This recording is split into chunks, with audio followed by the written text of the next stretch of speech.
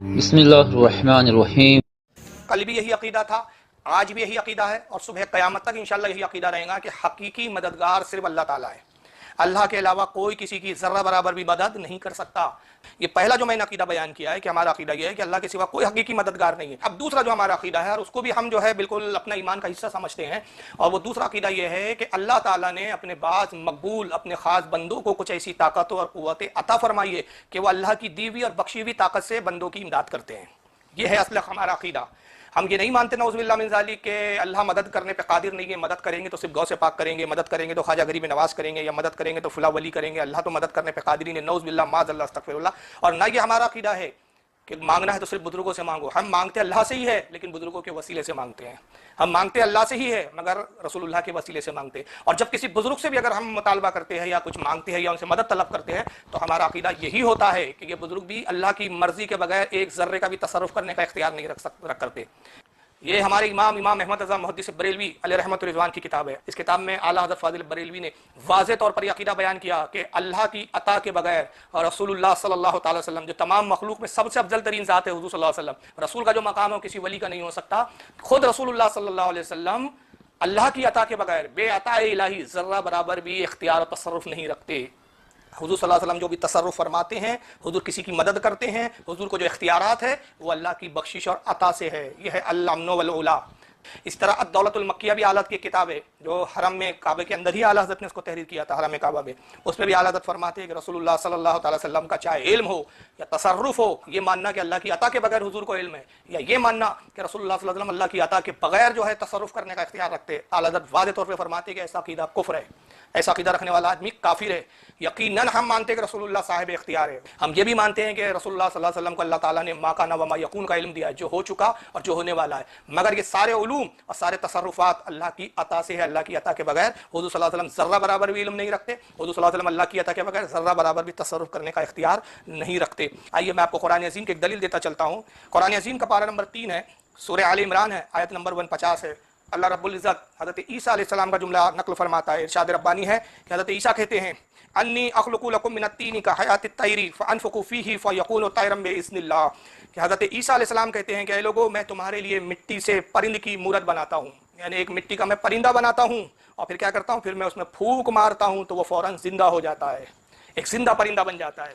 اور حضرت عیسیٰ علیہ السلام آگے پھر فرماتے ہیں وَأَبْرِئُ الْأَكْمَحَ وَالْأَبْرَصَ وَأُحْيِي الْمَوْتَىٰ بِإِذْنِ اللَّهِ، حضرت عیسیٰ کہتے ہیں کہ میں شفا دیتا ہوں مادرزاد اندھوں کو، وہ اندھے جو پیدائشی اندھے ہیں، جو ماں پیٹ سے اندھے پیدا ہوئے، حضرت عیسیٰ فرماتے ہیں میں ان کو جو ہے شفا دیتا ہوں، میں ان کو شفا بخشتا ہوں، ان کی بینائی ان کی لوٹا دیتا ہوں، ان کی آنکھوں کو روشن کر دیتا ہوں۔ پھر آگے حضرت عیسیٰ علیہ السلام فرماتے ہیں کہ میں کوڑیوں کو اچھا کرتا ہوں، صرف اندھوں کو نہیں بلکہ جو کوڑ کے مریض ہیں ان کو بھی اچھا کرتا ہوں۔ وَأُحْيِي الْمَوْتَىٰ بِإِذْنِ اللَّهِ، اور جو مردہ ہے ان کو میں زندہ کرتا ہوں، مگر کیسے؟ بِإِذْنِ اللَّهِ، اللہ کے حکم سے، اللہ کی عطا سے۔ اور یہی عقیدہ اہل سنت بریلی مکتب فکر کا ہے کہ انبیاء اگر مردے جلاتے ہیں تو یہ اختیار تو اللہ نے دیا، مگر یہ اللہ کی عطا ہے، یہ ان کی ذاتی وہ تصرف نہیں ہے۔ اگر وہ کسی مادرزاد اندھے کو بینا کرتے ہیں تو یہ اللہ کی عطا کردہ طاقت سے کرتے ہیں۔ تو ہمارا بھی تو یہی عقیدہ ہے کہ چاہے کوئی اللہ کا ولی ہو، چاہے نبی ہو، اگر ان سے ہم مانگے تو وہ دیتے ضرور ہے مگر اللہ کی عطا سے دیتے ہیں۔ تو یہ عقیدہ ہمارا الحمدللہ قرآن کے عقیدے کے مطابق ہے، قرآن سے ذرہ برابر بھی ہمارا عقیدہ اس کے مخالف نہیں ہے۔ آئیے اب صحیح بخاری سے ایک حدیث دیکھ لیں گے۔ صحیح بخاری اس وقت میرے ہاتھ میں ہے، صحیح بخاری کتاب العلم، باب حفظ العلم، حدیث نمبر 119۔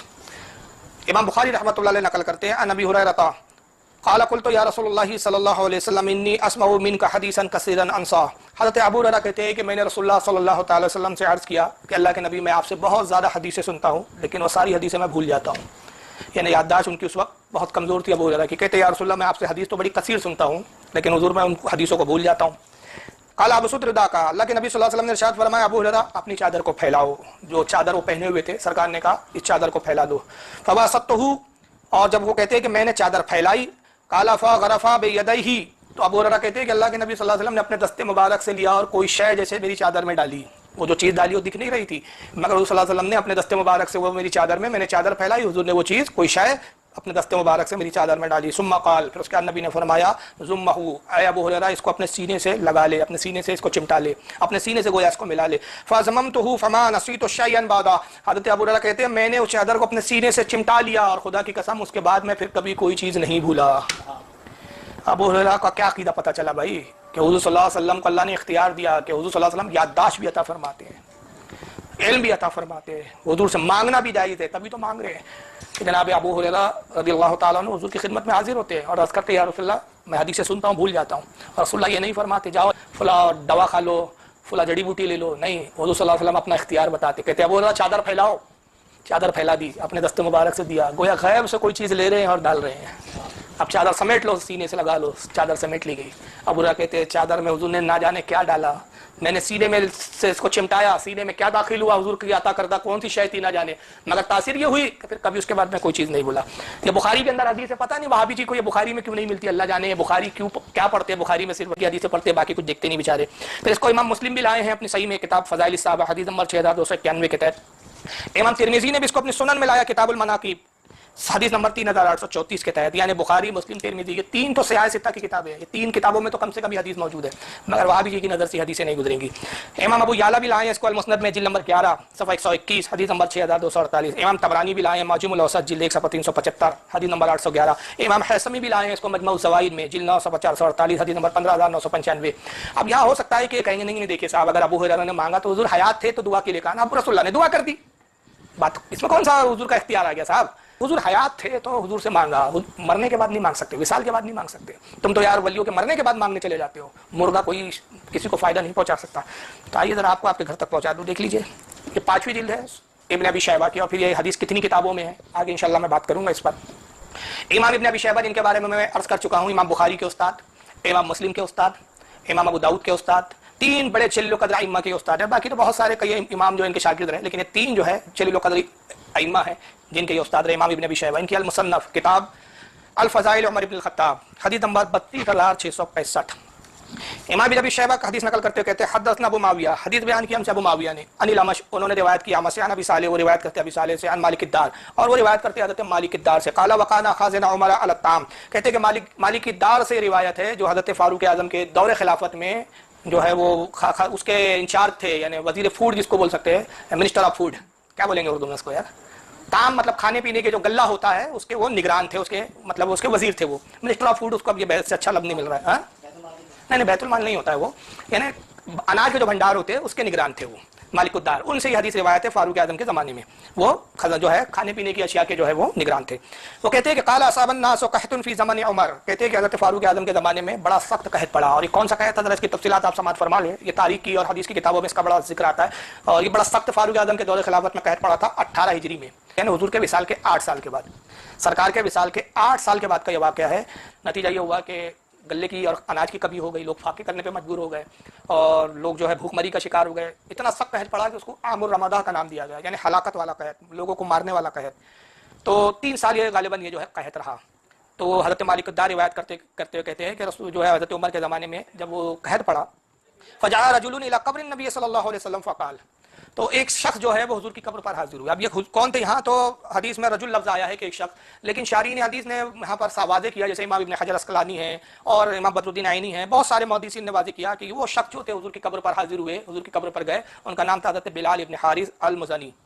تو صحابہ کا زمانہ ہے، فاروق اعظم کا زمانہ ہے، بڑے بڑے صحابہ کرام موجود ہے اس وقت، یہ صحابی رسول حضرت بلال ابن حارث المزنی یہ رسول اللہ کے روضے پر جاتے ہیں، فقال یا رسول اللہ، اور حضور کے روضے پہ جا کے حضور کو عرض کر کے کہتے ہیں یا رسول اللہ، اے اللہ کے رسول، استسقی لامتی کا فانہم قد ہلکوا، اے اللہ کے نبی اپنی امت کو پانی عطا کیجئے، دیکھیے آپ کی امت ہلاک ہو رہی ہے، تباہ ہو رہی ہے۔ بتائیے کوئی صحابی کفر کا فتویٰ نہیں دے رہا ہے، کوئی صحابی شرک کا فتویٰ نہیں دے رہا ہے، اور یہاں ٹھہر کر میں ایک سوال کرتا ہوں، کیا یہ 3 سال جو قحط پڑا کسی صحابی نے اللہ سے دعا نہیں کی ہوں گی؟ بولیے بھائی، کی ہوں گی کہ نہیں کی ہوں گی؟ مگر دعائیں قبول نہیں ہوئی صاحب، اللہ کی بارگاہ میں تو سب نے دعائیں کی ہوں گی، نماز استسقاء بھی پڑھی گئی ہوں گی، مگر رب تبارک و تعالیٰ اس واقعے کے ذریعے بتانا چاہتا تھا کہ تم دعائیں تو کر رہے ہو مگر تمہاری دعا اس وقت تک میں قبول نہیں کرتا جب تک میرے محبوب بھی تمہارے لیے اپنے ہاتھوں کو نہ اٹھا دے، میرے محبوب کی بھی شفاعت اور سفارش اس دعا میں شامل نہ ہو جائے، یہ بتانا یہ مقصود تھا، یہ حکمت الہی تھی۔ کیا صحابہ نے 3 سال دعا نہیں کی؟ یقیناً کی، مگر بارش نہیں ہوئی، اور اس کے بعد جب یہ صحابی گئے پر جانے کا کہا یا رسول اللہ، یعنی یہاں ایک بات یہ بھی پتہ چلی کہ وصال کے بعد یا سے بھی خطاب کرنا جائز ہے، جیسا کہ کہتے ہیں کہ صاحب زندے کو یا کہیے، جو انتقال کر گئے ان کو یا مت کہیے، یہاں وہ یا رسول اللہ کہہ رہے ہیں، یا رسول اللہ استسقی لامتی کا فانہم قد ہلکوا، اے اللہ کے نبی صلی اللہ تعالی وسلم اپنی امت کو پانی عطا کیجئے، اپنی امت کو پانی دیجئے، کیوں؟ فانہم قد ہلکوا، دیکھ نہیں رہے ہیں کہ آپ کی امت تباہ اور ہلاک ہو رہی ہے۔ فاتى الرجل فی المنام فقیل له، اور وہ جب حضرت بلال ابن حارث گھر لوٹ آئے اور سو گئے، یہ دعا کر حضور کے روضے پہ دعا کی، حضور سے التجا کی، استغاثہ کیا، گھر آئے سو گئے، تو حضور صلی اللہ علیہ وسلم ان کے خواب میں تشریف لائے، اور حضور نے خواب میں آ کے کیا فرمایا؟ اتی عمر فاقرہ السلام، کہا کہ جاؤ عمر کو میری طرف سے سلام کہنا. کیونکہ حضرت عمر بہت پریشان تھے، خلیفہ وقت تھے، سب سے زیادہ تو وہ پریشان تھے کہ بھائی یہ رعایا کا میں کیا مطلب، ان کو کیسے اناج دوں گا میں، ان کو کیسے ان کی زندگی کی حفاظت کی جائیں گی، کیونکہ کھانے کے لیے اناج نہیں ہے، قہر اتنا سخت ہے. تو اللہ کے نبی آیا اور کہا کہ پریشان نہ ہو، جاؤ عمر کو میرا سلام کہنا. واخبرہ انکم مسقیون، اور عمر کو یہ خبر دے دو کہ بارش تمہیں دی جائیں گی، بارش عطا کی جائیں گی. وقل لہ علیک القیس وعلیک القیس، اور جاؤ عمر سے یہ بھی کہنا کہ بردباری اختیار کرے، بردباری اختیار کرے، دانائی اختیار کرے. یہ نصیحت بھی حضور صلی اللہ علیہ وسلم کرتے. فتح عمر فاکبرہ، وہ شخص یعنی حضرت بلال ابن حارث حضرت عمر کی خدمت میں آئے اور جو کچھ خواب میں انہوں نے دیکھا تھا وہ حضرت عمر کو بتایا، اس کی خبر دی. فبکى عمر ثم قال، حضرت عمر یہ خبر سن کر، حضور کی یہ بشارت سن کر رونے لگے. ثم قال، پھر اس کے بعد حضرت عمر نے کہا یا ربی لا علو الا ما عجزت عنہ، اے پروردگار عالم بے شک تو جانتا ہے کہ میں کوتاہی نہیں کرتا مگر وہ کہ جہاں میں عاجز ہوں، جہاں میرا بس نہ چلے، ورنہ میں اپنی طرف سے تو کوئی کوتاہی نہیں کرتا. تو اس کے بعد روایتوں میں آتا ہے کہ پھر صبح جب ہوئی خواب بشارت ہوئی اور حضرت عمر کو انہوں نے خواب کا خبر دی، تو اسی دن پھر اتنی بارش ہوئی کہ پورا مدینہ جل تھل ہو گیا. پھر تو گویا یہ خواب کی صداقت بھی ظاہر ہوئی، اور یہ بڑے بڑے محدثین نے اس کو حدیث کو لکھا. اور پھر حدیث ضعیف بھی نہیں ہے جناب، یہ حدیث بالکل سند کے اعتبار سے صحیح ہے. ابن ابی شیبہ کے علاوہ اس کو امام طبری بھی لائے ہیں. دیکھیے تاریخ طبری بھی اس وقت میرے پاس اوریجنل رکھی ہوئی ہے، یہ تاریخ طبری، یہ سب پہلے کے محدثین ہیں. یہ اس وقت کے جب اہل حدیث کا وجود بھی نہیں تھا، غیر مقلد کی جماعت پیدا بھی نہیں ہوئی تھی، اس سے بھی پہلے کے محدثین ہیں. امام ابن جریر نے اس کو تاریخ طبری جلد نمبر 2 صفحہ 509 پہ لکھا ہے. امام بہقی نے اس کو دلائل النبوت میں لایا جلد 7 صفحہ 35 حدیث نمبر 3030 کے تحت. ابن عساکر نے بھی اس کو لکھا تاریخ دمشق جلد 44 حدیث نمبر صفحہ نمبر 345 پر. اس کو امام ابن عبد البر نے الاستیعاب فی معرفت الصحاب جلد نمبر 3 صفحہ 1149 پہ لکھا. اس کو امام ابن عصیر نے اپنی الکامل جلد 2 صفحہ 597 پہ لکھا. اس کو امام تقی الدین السمکی نے اپنی کتاب شفاء السقام صفحہ نمبر 381 پہ لکھا. اس کو امام ابن حجر اسقلانی نے اپنی کتاب علی صحابہ فی تمیز الصحابہ جلد 6 صفحہ 164 رجال نمبر 8350 پہ لکھا. اس کو امام ابن حجر اسقلانی نے فتح الباری شرح البخاری جلد 2 صفحہ نمبر 575 حدیث نمبر 1010 کے تحت لکھا. اور امام ابن حجر اسقلانی نے اس حدیث کو نقل کرنے کے بعد فرمایا اسنادہ صحیح، اور اس کی سند صحیح ہے. امام قسطلانی نے بھی اس کو اپنی کتاب المواہب اللدنیہ جلد 4 صفحہ 276 پہ لکھا. حضرت امام سمہودی نے اپنی کتاب وفاء الوفا جلد 4 صفحہ 1374 پہ لکھا. اسی حدیث کو امام ابن حجر الحیتمی المکی نے الجوہر المعین صفحہ نمبر 152 پہ لکھا. اس کو صاحب کنز العمال نے اپنی کتاب کنز العمال جلد 8 صفحہ 201 حدیث نمبر 23,000 معاف کریں حدیث نمبر 23,530 پہ لکھا. امام زرقانی بھی اس کو لائے شرح المواہب جلد 11 صفحہ 150 پر. حضرت علامہ شیخ محمد عابد الانصاری انہوں نے اپنی کتاب التوسل صفحہ 71 پر لکھا. اور خود غیر مقلدین نام نہاد اہل حدیثوں کے علامۃ الدہر ابن تیمیہ نے اپنی کتاب اقتصاء الصراط المستقیم صفحہ نمبر 374 پہ لکھا. ابن کثیر نے بھی اس کو اپنی کتاب البدایہ والنہایہ جلد 7 صفحہ 205 پر لکھا. اور ابن کثیر بھی اس روایت کو لکھ کر کہتے ہیں ھذا اسنادہ صحیح، اس حدیث کی سند صحیح ہے اور یہ روایت بالکل صحیح ہے. آئیے دیکھیے یہ ابن کثیر کی البدایہ اس وقت میرے ہاتھ میں. البدایہ والنہایہ تاریخ پر بڑی عظیم کتاب ہے یہ، اور غیر مقلدین کے تو بہرحال ابن کثیر جو ہے بڑے فیوریٹ اور بڑے مسلم علامہ ہے. حافظ ابن کثیر کی البدایہ والنہایہ اس کی 7ویں نمبر کی جلد ہے، 7ویں جلد ہے، صفحہ نمبر اس کا 43 ہے. غزوہ یمامہ واقع ہوا حضرت ابو بکر صدیق کے دور خلافت میں، اور واقعے کا پس منظر مختصر یہ ہے کہ مسلمہ قذاب کر کے ایک شخص پیدا ہوا جس نے حضور ہی کے زمانے میں نبوت کا جھوٹا اعلان کیا، اور اللہ کے نبی صلی اللہ علیہ وسلم نے اس کے قتل کا حکم دے دیا، مگر کہ اس سے پہلے کہ جنگ ہوتی ہے اور مسلمہ مارا جاتا. رسول اللہ صلی اللہ علیہ وسلم کی طبیعت علیل تھی، سرکار جو ہے اسی مرض الموت میں وصال فرماتے ہیں. مگر فاروق حضرت ابو بکر صدیق جیسے خلیفہ بنے تو یہ پھر جنگ ہوئی غزوہ یمامہ جس کا نام ہے. چنانچہ خالد ابن ولید اور حضرت حذیفہ بڑے بڑے جلیل القدر صحابہ مسلمہ قذاب کی سے جنگ کرنے کے لیے روانہ ہوئے. یہ بڑی تفصیلات ہے. ہوا یہ کہ حضرت حذیفہ جو ہے وہ سالار تھے، جب ان کی شہادت ہو گئی جنگ میں وہ شہید ہو گئے تو حضرت خالد ابن ولید نے جھنڈا سنبھالا، اور جب جھنڈا سنبھالا تو خالد ابن ولید نے وہاں ایک نعرہ لگایا. اب یہ جملے ہیں ابن کثیر کے، میں نہیں کہہ رہا ہوں، ابن کثیر صاحب لکھتے ہیں یہاں پر، کہتے ہیں ثم نادى بشعار المسلمین وکان شعارهم یومئذ یا محمد. کہتے ہیں کہ پھر حضرت خالد ابن ولید نے نعرہ بلند کیا، اور وہ نعرہ کیا تھا؟ پھر انہوں نے مسلمانوں کا مروجہ جو اس وقت راج تھا، جو نعرے لگایا کرتے تھے ایسے موقع پہ جب سخت تکلیفیں آ جاتی، وہ نعرہ بلند کیا. اور وہ نعرہ کیا تھا؟ ان دنوں مسلمانوں کا جنگی نعرہ یہ تھا یا محمد یا محمد، جس کے معنی ہوتے اے محمد صلی اللہ علیہ وسلم مدد کیجیے ہماری، اے محمد صلی اللہ علیہ وسلم مدد کیجیے ہماری. تو صاحب خالد بن ولید کے بارے میں کیا کہیں گے؟ غزوہ یمامہ ہو کہاں رہی ہے اور مدینہ کہاں ہے؟ فرق ہے دونوں میں، ایک جگہ نہیں ہے. حضور کا وصال ہو چکا ہے، وصال نبی کے بعد وہ حضور کو مدد کے لیے پکار رہے ہیں. اور ابن کثیر کے الفاظ ہے کہ یہ شعار تھا صحابہ کا، یہ دستور بن چکا تھا کہ ایسے موقع پر وہ یا محمدہ کا نعرہ لگاتے تھے. یعنی جب تکلیف اور پریشانی آ جاتی ان پر تو یا محمدہ کہتے تھے، اے محمد مدد کیجیے. کیونکہ یا محمدہ جو ہے یہ استعانت کے لیے آیا ہے، اس میں محمدہ کا جو لفظ ہے یا استعانت کے لیے عرف ندا ہے، ندا ہے اس کے اندر، پکار رہے ہیں یا محمدہ یا محمدہ. اور اس میں جو ہاں ہے وہ استعانت کے لیے آتا ہے، تو اس کا مطلب یہی ہوتا ہے اے محمد صلی اللہ تعالی وسلم مدد کیجیے ہماری، مدد کیجیے ہماری. اور پھر اس کو حافظ ابن جریر طبری نے بھی اس کو اپنی تاریخ طبری میں لکھا، جیسا کہ اس وقت موجود بھی ہے میرے پاس، جلد نمبر اس کی 2 ہے. جلد صفحہ 281 پر ابن تبری نے بھی لکھا ہے اس کو، امام ابن جریر تبری نے، ابن الاسیر نے بھی اس کو اپنی الکامل میں جلد صفحہ 200، ہمارا بھی تو یہی عقیدہ ہے کہ چاہے کوئی اللہ کا ولی ہو چاہے نبی ہو، اگر ان سے ہم مانگے تو وہ دیتے ضرور ہے مگر اللہ کی عطا سے دیتے ہیں۔ تو یہ عقیدہ ہمارا الحمدللہ قرآن کے عقیدے کے مطابق ہے، قرآن سے ذرہ برابر بھی ہمارا عقیدہ اس کے مخالف نہیں ہے۔ پارہ نمبر 6 سورہ مائدہ آیت نمبر 55 ذرا دیکھ لیں اللہ کیا فرماتا ہے، انما ولیکم اللہ ورسولہ والذین آمنوا الذین یقیمون الصلاۃ ویؤتون الزکاۃ وهم راکعون۔ اللہ فرماتا ہے کہ بے شک اے لوگو، بے شک تمہارا مددگار تمہارا ولی اللہ ہے۔ اللہ فرما رہا ہے کہ مومنو ایمان والو تمہارا مددگار کون ہے؟ اللہ ہے۔ پھر آگے فرماتا ہے اور اس کا رسول، رسول بھی تمہارا مددگار ہے۔ اور صرف رسول تک بات نہیں روکی گئی، آگے پھر اللہ کا ارشاد بڑھتا ہے آگے، اللہ ارشاد فرماتا ہے والذین آمنوا الذین یقیمون الصلاۃ ویؤتون الزکاۃ وهم راکعون، اور وہ لوگ بھی تمہارے مددگار ہیں جو ایمان لائے، نمازوں کو قائم کرتے ہیں، زکوٰۃ ادا کرتے ہیں اور اللہ کے حضور جھکے ہوئے ہیں۔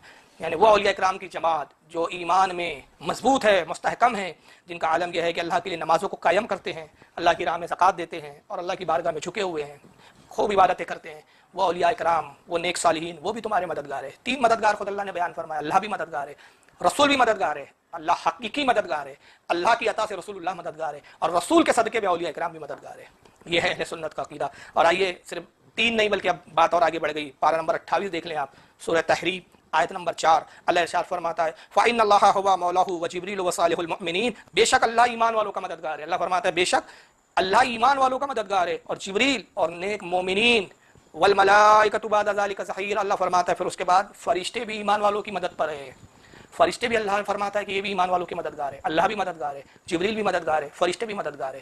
تو اندازہ لگائیے، تو خود اللہ ارشاد فرما رہا ہے کہ تمہاری مدد کرنے والے۔ اب ظاہر ہے جو مدد پر معمور ہے تو ان کو اگر مدد کے لیے آواز دی جائے، ان سے مدد طلب کی جائے، تو اس میں کون سا شرک ہو گیا جناب؟ اگر مددگار سے مدد نہ مانگی جائے تو پھر آیت پر عمل کیسے ہوا؟ پھر یہی وجہ ہے کہ صحابہ کرام کا خود عمل کیا تھا۔ صحابہ کرام کا عمل یہ تھا کہ وہ مصیبت میں، مشکل وقتوں میں رسول اللہ کی بارگاہ میں حاضر ہوتے تھے، رسول اللہ سے امداد طلب کرتے، حضور سے مدد طلب کرتے۔ اور یہ صحابہ کا عمل تھا۔ اگر نعوذ باللہ غیر اللہ سے مدد مانگنا، غیر اللہ سے مدد طلب کرنا، چاہے غوث اعظم ہو یا حضرت خواجہ غریب نواز ہو یا صحابہ کرام ہو یا انبیاء کرام ہو یا رسول اللہ صلی اللہ علیہ وسلم کی ذات اقدس ہو، کسی کو بھی اپنی مدد کے لیے پکارنا، ان سے مدد طلب کرنا اگر شرک ہوتا تو رسول اللہ اس سے منع کر دیتے۔ اگر کوئی صحابی یہ مدد کے لیے حضور کی خدمت میں حاضر ہوتا، حضور فوراً اس سے منع نہ کرتے بلکہ توبہ کرواتے کہ شرک ہو گیا۔ 14 سال کے بعد ایک جماعت آئیں گی، نام نہاد مسلمان اور نام نہاد اہل حدیث ہوں گے، جو چیخ چیخ کے کہیں گے غیر اللہ سے مانگنا جائز نہیں، شرک ہے، شرک ہے، بے بس بندے ہیں یہ۔ حضور نے منع نہیں کیا، بلکہ اس کے برعکس تاریخ کی کتابوں میں اور حدیث میں کیا ملتا ہے۔ اور یہ حدیث کو دیکھیں جس کو آپ کے البانی صاحب نے صحیح کہا ہے، یہ ضعیف حدیث نہیں ہے، ضعیف بول کر اس کا راگ آپ کے حدیث کی اہمیت کو گھٹانے کی کوشش مت کیجیے گا۔ آپ کے البانی نے اس حدیث کو صحیح کہا ہے۔ ذرا حدیث ملاحظہ کریں کہ حدیث پاک کیا ہے۔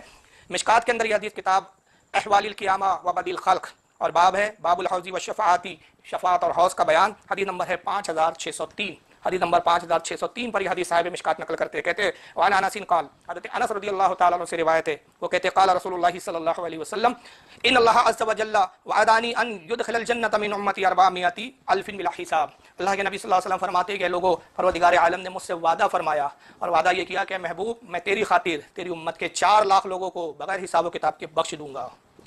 4 لاکھ لوگوں کی میں ایسی بخشش فرماؤں گا کہ نہ ان سے کوئی حساب لیا جائے گا، نہ ان سے کوئی پوچھ کی جائیں گی، نہ ان کے اعمالوں کو دیکھا جائے گا۔ 4 لاکھ لوگوں کو اللہ فرماتا ہے وعدہ کرتا ہوں حبیب کو بخش دوں گا۔ فقال ابو بکر زدنا یا رسول اللہ، راوی حضرت انس کہتے ہیں کہ ابو بکر صدیق کھڑے ہوئے اور عرض کیا زدنا یا رسول اللہ، اللہ کے نبی ان 4 لاکھ جنتیوں میں اور اضافہ فرما دیجئے۔ اندازہ لگائیے ابو بکر صدیق کا عقیدہ کیا ہے۔ یہاں ابو بکر صدیق کا یہ عقیدہ پتہ چلتا ہے کہ ابو بکر صدیق کا خود وہی عقیدہ ہے جو آج اہل سنت کا ہے کہ اللہ نے مصطفیٰ کو اختیار دیا ہے کہ حضور اگر چاہیں تو حضور بے بس نہیں ہے، اتنے صاحب اختیار ہے کہ اللہ نے اگر 4 لاکھ کا وعدہ کیا تو حضور چاہے تو ان جنتیوں کی تعداد بڑھا سکتے ہیں۔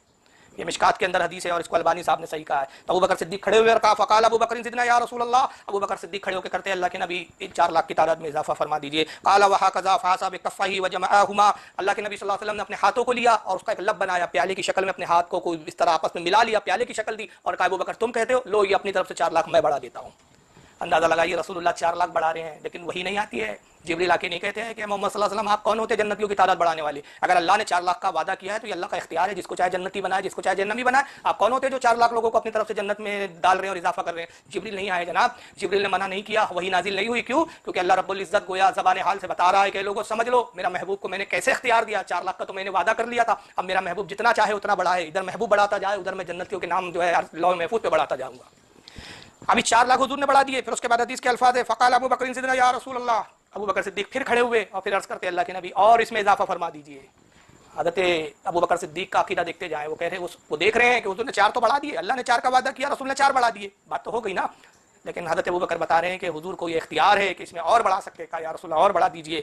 قال وهكذا, اللہ کے نبی صلی اللہ تعالی وسلم نے پھر اسی طرح کیا, پھر ہاتھ ملایا, پھر اشارہ کیا, کہا لو ابو بکر 4 لاکھ اور بڑھائے. فقال عمر دعنا یا ابا بکر, حدیث کے الفاظ ہے کہ پھر حضرت عمر کہتے ہیں کہ ابو بکر بس کیجئے, کتنا آپ بڑھائیں گے, بس کیجئے. 8 بڑھا دیے حضور نے, 4 کا اللہ نے وعدہ کر لیا, کل 12 لاکھ ہو گئے جن کا حساب و کتاب نہیں ہوگا, اب آپ اس میں کتنا اضافہ کر رہے ہیں, رک جائیے. تو جب حضرت عمر نے ابو بکر صدیق کو روکا تو ابو بکر صدیق نے ان سے شکایت کی کہ عمر آخر تم مجھے کیوں روک رہے ہو؟ اگر حضور صلی اللہ تعالی وسلم جو اللہ نے انہیں اختیار بخشا ہے اس اختیار کی وجہ سے جنتیوں کی تعداد میں اضافہ کر رہے ہیں, اور اگر میں یہ چاہتا ہوں کہ سب کے سب جنت میں چلے جائیں تو اس میں آپ کا کیا نقصان ہے؟ فقال عمر ان اللہ عز وجل ان شاء ان يدخل خلقه الجنت بكف واحد فعل. حضرت عمر نے کہا ابو بکر میرا یہ عقیدہ نہیں ہے کہ رسول اللہ جو ہے جنتیوں میں اضافہ جو کر رہے ہیں وہ صحیح نہیں ہے یا حضور اضافہ نہیں کر سکتے, بلکہ کیا کہا, ارے ابو بکر صدیق آپ کیا قسطوں میں بڑھوا رہے ہیں, اگر اللہ چاہے گا تو حضور صلی اللہ علیہ وسلم کے ایک لب میں ہی حضور کے صدقے میں ساری امت کو جنت میں داخل فرما دے گا.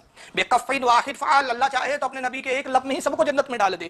تو رسول اللہ نے تو یہاں اعتراض کرنا تھا, اے عمر تمہیں نہیں معلوم مولوی توصیف الرحمان صاحب 1400 سال کے بعد پیدا ہوں گے اور وہ کہیں گے محمد ہو چاہے کوئی بھی ہو, کوئی نبی ہو یا ولی ہو, سب بے بس بندے ہیں, یہ تو کسی کو کچھ دے نہیں سکتے, عطا نہیں کر سکتے, اور تم نے اتنا بڑا دعویٰ کر دیا کہ اللہ چاہے تو میرے ایک لب میں, میرے ایک مٹھی بھر پیالے میں سارے امتیوں کو جنت میں داخل کر دے. اے عمر تم تو مشرک ہو گئے, نعوذ باللہ من ذالک, تمہیں تو توبہ کرنی چاہیے, تمہیں تو استغفار کرنی چاہیے. حضور صلی اللہ تعالی وسلم نے یہ نہیں فرمایا, بلکہ کیا فرمایا, حدیث کے الفاظ ہے فقال النبی صلی اللہ علیہ وسلم صدق عمر, نبی نے فرمایا کہ اے لوگو عمر نے سچ کہا.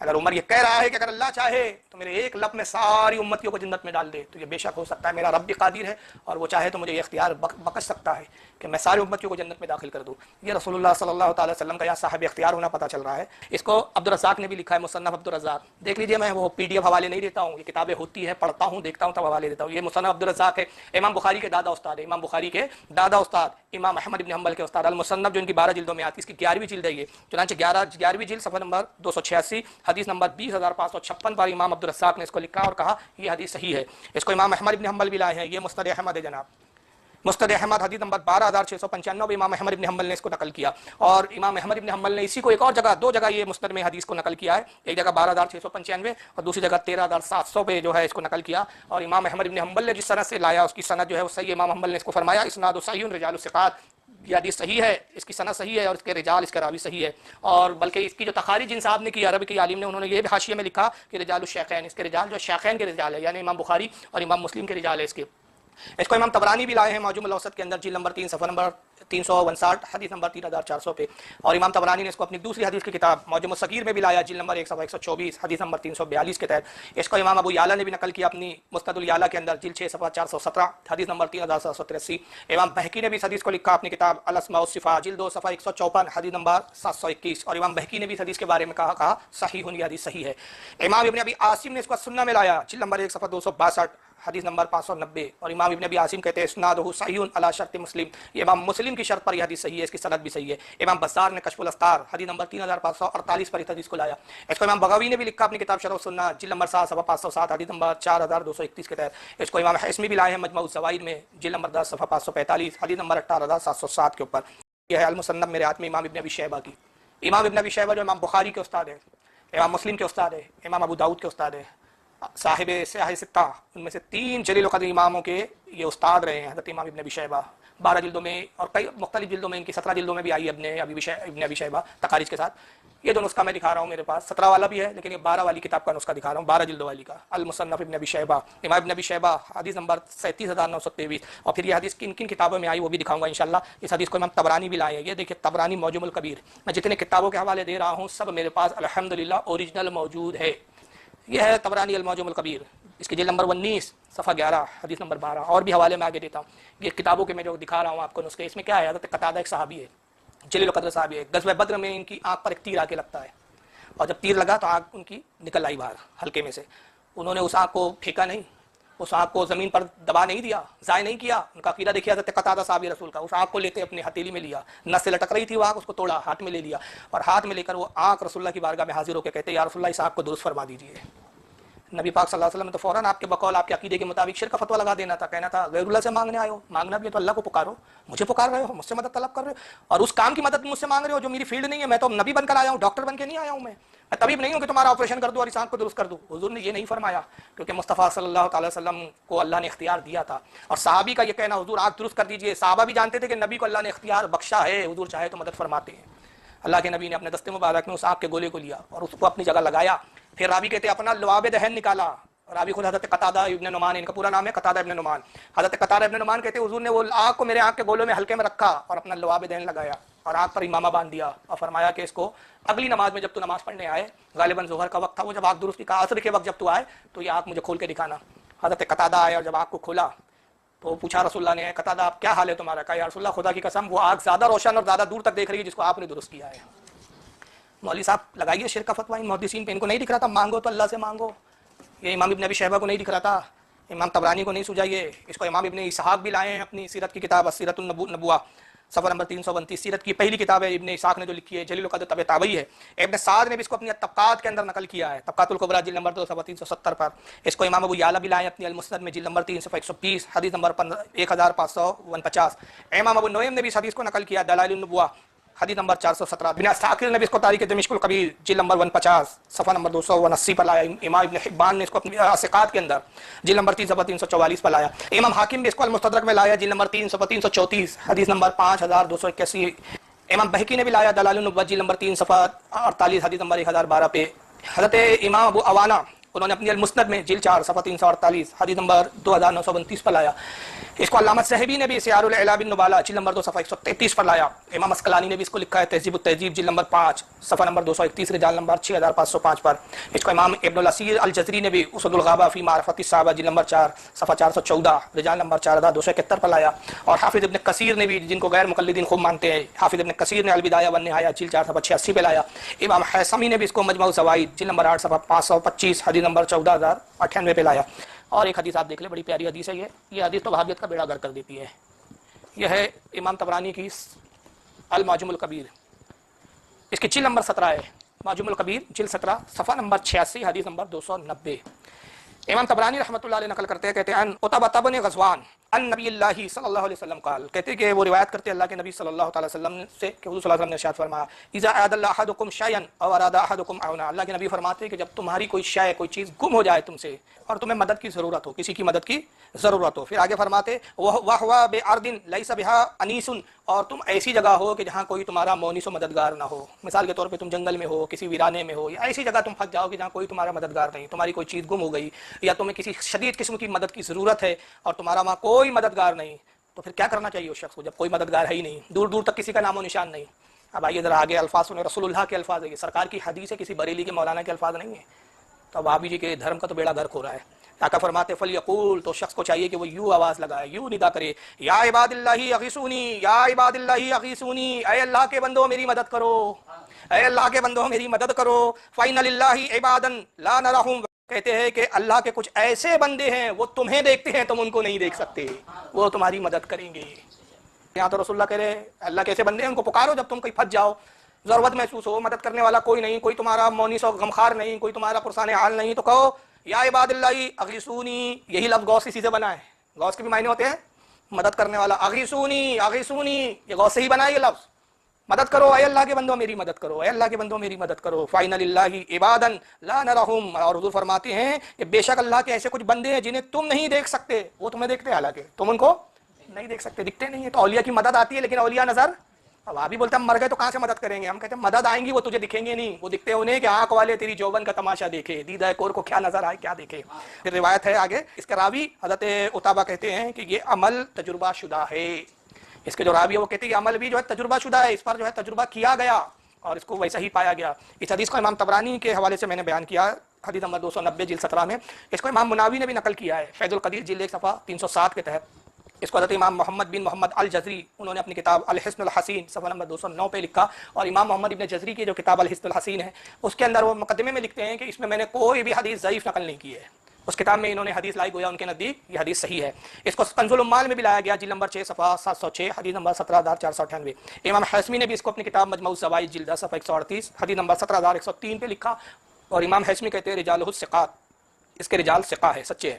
اس کو علامہ شوکانی نے بھی لکھا تھا، جو غیر مقلدین کے بہت بڑے علامہ مانے جاتے ہیں۔ شوکانی صاحب نے تحفۃ الذاکرین صفحہ نمبر 202 پہ لکھا، اور شوکانی صاحب اس حدیث کو لکھ کر وہاں لکھتے ہیں اس کی شرح کرتے ہوئے کہ یہ حدیث مجرب ہے، اس پر عمل جو ہے مطلب لوگوں کا عمل ہے، اور لوگوں نے اس کو جب عمل کیا تو ویسا ہی پایا، اور کہتے ہیں کہ اس طرح کے عمل کرنے میں کوئی حرج نہیں ہے۔ پوری ایک تفصیلات ہے، انشاءاللہ کسی موقع پہ میں تفصیل سے بیان کروں گا۔ اور اس کو مولوی وحید السما صاحب نے بھی اپنی کتاب ہدیۃ المہدی صفحہ یہ کیا کہہ رہے ہیں ذرا اس کو غور سے سنیے۔ یا رسول اللہ میری کشتی کو پار لگا دیں، لیکن یہاں اگر آپ نے کہا یا رسول اللہ میری کشتی کو پار لگا دیں، ایسا آدمی مرتد ہے، کافر ہے پکا، بالکل اس میں اور ہندوؤں میں کوئی فرق نہیں ہے۔ 360 بتوں کے سامنے جھکنے والا، گائے کا پیشاب پینے والا، اور ایک ایسے موقع پہ یا رسول اللہ مدد کا نعرہ لگانے والا، دونوں گندے پلید نجس جن کا مسجد حرام میں داخلہ منع، بالکل اس میں اور ہندوؤں میں کوئی فرق نہیں ہے۔ طارق مسعود، آئیے طارق مسعود کا پھر جملہ پھر سے سنیں کیا کہتا ہے۔ لیکن یہاں اگر آپ نے کہا یا رسول اللہ میری کشتی کو پار لگا دیں، ایسا آدمی مرتد ہے، کافر ہے پکا۔ یہ کہتا ہے اگر آپ نے یہ کہا یا رسول اللہ میری کشتی کو پار لگا دیجیے، یعنی آپ نے حضور سے مدد طلب کی، کسی مصیبت میں حضور کو آواز دی، کسی تکلیف میں حضور کو پکارا، تو وہ کہتا ہے کہ ایسا کہنے والا آدمی مرتد ہے، اسلام سے خارج ہے، کافر ہے، اور کافر بھی کیسا پکا کافر ہے، اس کے کفر میں کوئی شک نہیں ہے۔ اور پھر کس نوعیت کا، کس لیول کا کافر ہے، آگے مولوی طارق مسعود صاحب کیا کہتے ہیں وہ بھی سن لیجیے۔ ہندوؤں میں کوئی فرق نہیں ہے۔ 360 بتوں کے سامنے جھکنے والا، گائے کا پیشاب پینے والا، اور ایک ایسے موقع پہ یا رسول اللہ مدد کا نعرہ لگانے والا، دونوں گندے پلید نجس جن کا مسجد حرام میں داخلہ منع۔ کہتا ہے اس میں یا رسول اللہ کہنے والے میں، جو یا رسول اللہ کہے اس کے کہنے والے میں، اور 360 بتوں کے پوجنے والوں میں، 360 بتوں کے سامنے جھکنے والے میں کوئی فرق نہیں۔ جیسے 360 بتوں کے سامنے جھکنے والا مشرک ہے، ویسے یا رسول اللہ کہنے والا مشرک ہے۔ جیسے گائے کا پیشاب پینے والا مشرک ہے، ویسے ایسے موقع پر یا رسول اللہ مدد کا نعرہ لگانے والا مشرک ہے۔ دونوں گندے پلید نجس، اور ایسے نجس ایسے ناپاک کہ ان کا مسجد حرام میں داخلہ منع۔ ایسے لوگوں کو مسجد حرام یعنی مکہ معظمہ میں حج بیت اللہ کے لیے بھی آنے دینا نہیں چاہیے۔ یہ عقیدہ سارے دیوبندی اور اہل حدیث، نام نہاد اہل حدیث جماعت کے لوگ پیش کرتے ہیں کہ یا رسول اللہ نہیں کہنا چاہیے، صرف مدد مانگنا ہے تو اللہ سے۔ اور تعلق سے وہ قرآن کی آیت بھی پیش کرتے ہیں دلیل میں کہ اللہ تعالیٰ قرآن میں فرماتا ہے ایاک نعبد و ایاک نستعین۔ ترجمہ یہ ہوتا ہے کہ اللہ فرماتا ہے کہ اے بندو تم اقرار کرو، یہ دعا کرو کہ اللہ ہم تیری ہی عبادت کریں اور تجھی سے مدد مانگے۔ تجھی سے مدد چاہے تو مدد صرف اللہ سے، اللہ ہی مدد کر سکتا ہے، اللہ سے ہی مدد مانگی جا سکتی ہے۔ اور اگر آپ نے اللہ کے علاوہ رسول سے بھی مدد مانگی، کسی ولی سے بھی مدد مانگی، کسی بزرگ سے مانگی، کسی صحابی سے مانگی، تو آپ مشرک ہیں، اور مشرک بھی چھوٹے موٹے نہیں ہیں۔ ایسے مشرک کے مسجد حرام میں بھی آپ کا داخلہ منع، نجیس ہے، آپ گندے پلید ہیں۔ یہ ساری جماعت کا فتویٰ ہے، لیکن کیا صحابہ کا یہی عقیدہ ہے؟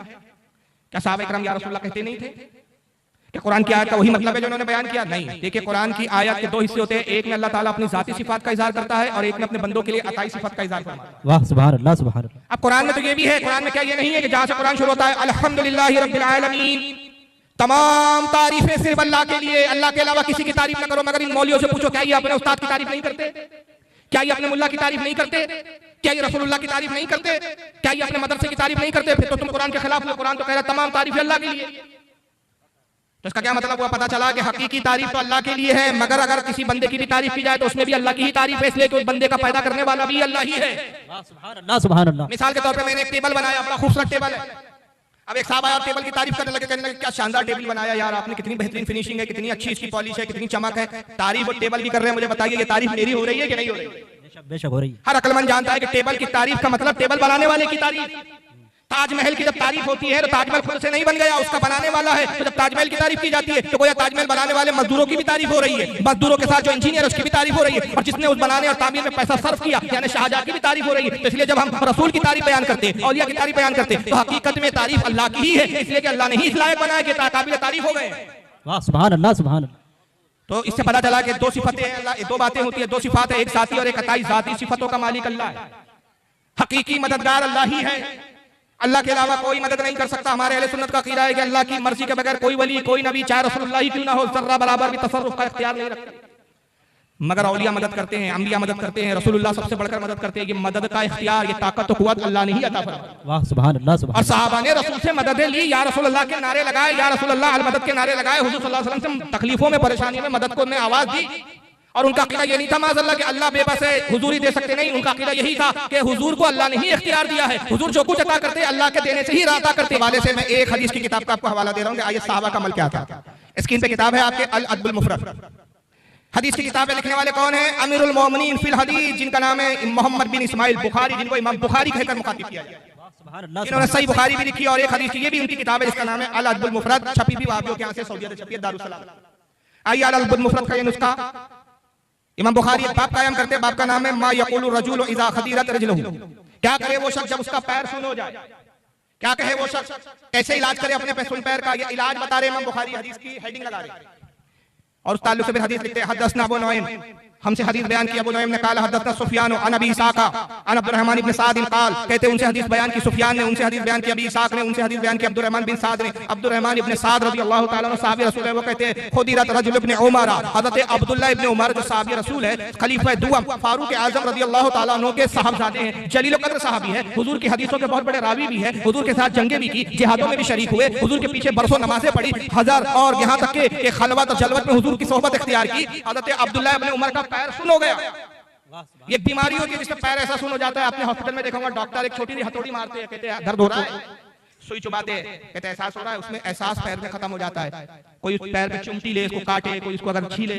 درد نہیں ہوتا مریض کو، مریض چلنے پھرنے سے معذور ہو جاتا ہے، پیر میں کوئی احساس اور حس نہیں ہوتی۔ عبداللہ ابن عمر کا پیر سن ہو گیا، بہت علاج کروایا لیکن کوئی فائدہ نہیں ہوا۔ فقال رجل، حدیث کے الفاظ ہے کہ پھر ایک شخص آئی، یہ بھی صحابی تھے، انہوں نے کہا کہ میں اس کا علاج بتاتا ہوں، اس کا علاج کیا ہے، آپ کا جو پیر سن ہو گیا اور اس کا فائدہ کسی حکیم سے نہیں ہو رہا ہے، اس کو رحب الناس الیک، آپ اس کو مدد کے لیے آواز لگائیے جس سے آپ سب سے زیادہ محبت کرتے ہیں۔ سبحان اللہ سبحان اللہ سبحان اللہ، کائنات میں آپ سارے روح زمین پر جس ذات سے سب سے زیادہ محبت کرتے وہ رسول اللہ کی ذات ہے، تو حضور کو آواز دیجئے، حضور کو مدد کے لیے پکاریے، اور سرکار کا وصال ہوئے زمانہ ہو گیا تو راوی کہتے فقال یا محمد یا محمد، حضور کی انہوں نے وہیں گھر پہ بیٹھے بیٹھے روضہ رسول کی طرف رک کر کے پکارا یا محمد، اور جب یا کے ساتھ محمدہ کا لفظ آتا ہے، عربی جاننے والے جانتے ہیں کہ یا استعانت کے لیے آتا ہے، حرف ندا ہے، حرف ندا مطلب پکارنے کے لیے، اور محمدہ با الف جو ہے وہ استعانت کے لیے، مطلب یہ ہوتا ہے اس کا اے محمد میری مدد کیجئے، سبحان اللہ سبحان اللہ، اے محمد صلی اللہ علیہ وسلم میری مدد کیجئے۔